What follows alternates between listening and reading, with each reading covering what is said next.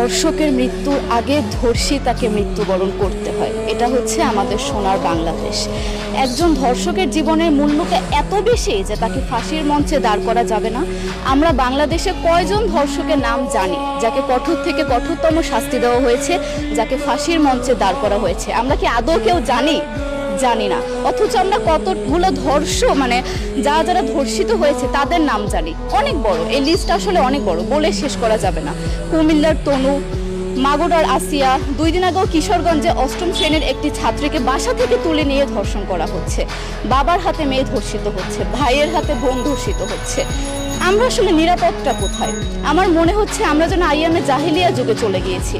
মাঝে মধ্যে মনে হয় এর থেকেও খারাপ সময় আছি আমরা, কারণ ওই যুগে মেয়েরা অ্যাটলিস্ট সম্মান নিয়ে মৃত্যুবরণ করতে পারত। জন্মের পরপর জ্যান্ত মাটিতে পুঁতে দেওয়া হতো, আর আমাদের ধর্ষণ করে নির্মমভাবে তারপর মৃত্যুবরণ করতে হচ্ছে।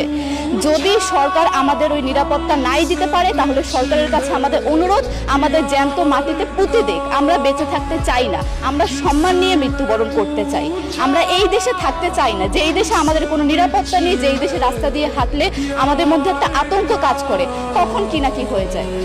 আইন উপদেষ্টা বললেন যে ধর্ষকের নাকি ফাঁসি দেওয়া সম্ভব হবে না, তাহলে নাকি নিরীহ মানুষকেও মাঝে মধ্যে ফাঁসির ব্যবস্থা করা, মিথ্যা মামলায় ফাঁসিয়ে দিয়ে ফাঁসির ব্যবস্থা করা হতে পারে।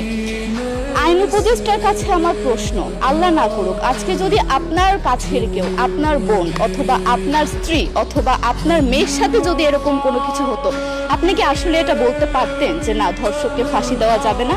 কোনোদিনও পারতেন না। আপনি সবার আগে তার ফাঁসির ব্যবস্থা করতেন, সম্ভব হলে নিজের হাতে মেরে ফেলতেন। তাহলে আমাদের বেলায় কেন এত বৈষম্য? আমরা কি দোষ করেছি? আমরা কি নারী না? আমরাও তো কারো বোন, আমরাও তো কোনো বাবার সন্তান, আমাদেরও তো বেঁচে থাকার অধিকার আছে, তাই না? কিছু হলে মেয়েদের পোশাকের দোষ দেওয়া হয়। আমার কাছে প্রশ্ন, একটা 8 বছরের শিশুর মধ্যে এরকম কি থাকতে পারে যেটা একটা পুরুষকে অ্যাট্রাক্ট করবে, যেটা একটা পুরুষকে সিডিউস করবে? সেরকম হলে আসলে ধর্ষণ করা হতো সবসময় প্রাপ্তবয়স্ক মহিলাকে। কিন্তু আমরা আসলে পরিসংখ্যান গবেষণা করলে দেখতে পারি যে ধর্ষক সবচেয়ে বেশি করা হচ্ছে শিশুদেরকে, কিশোরীদের সবচেয়ে বেশি ধর্ষণ করা হচ্ছে। দৃষ্টিভঙ্গি পরিবর্তন করুন, চিন্তা ভাবনা পরিবর্তন করুন, ধর্ষকদের আইনের আওতায় আনুন।